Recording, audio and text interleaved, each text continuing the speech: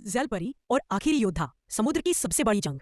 क्या आप यकीन करेंगे अगर मैं कहूं कि समुद्र के नीचे एक ऐसी दुनिया है जो हमारी दुनिया से कहीं ज्यादा खूबसूरत और कहीं ज्यादा खतरनाक है। आज मैं आपको एक ऐसी कहानी सुनाने जा रहा हूं जहां एक जलपरी ने अपनी दुनिया को बचाने के लिए एक ऐसे हीरो को चुना जो इंसान था पर दिल से समुद्र का रक्षक।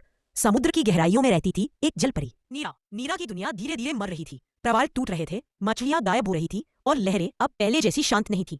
इस सबके पीछे था एक प्राचीन समुद्री राक्षस, काल समुद्र, जो हर 1000 साल में जागता है और समुद्र की आत्मा को निगल जाता है।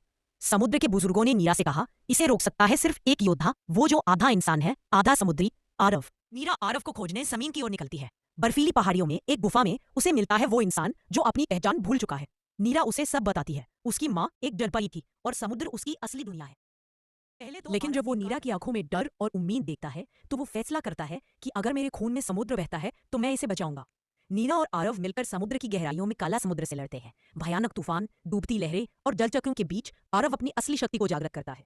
उसके पास थी एक अनोखी शक्ति, समुद्री जीवों से संवाद करने की। डॉल्फिन से लेकर वेल तक हर कोई उसकी पुकार सुनता है। एक भयंकर लड़ाई के बाद आरव अंततः काला समुद्र को हराता है, लेकिन इस लड़ाई की कीमत चुकानी पड़ती है। वो जमीन पर कभी लौट नहीं सकता।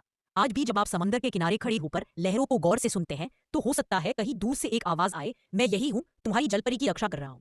आरव अब समुद्र का राजा नहीं बल्कि उसका अनदेखा रक्षक है। ये कहानी हमें याद दिलाती है, हीरो वही होता है जो अपनी दुनिया छोड़कर किसी और की दुनिया बचा ले। अगर आप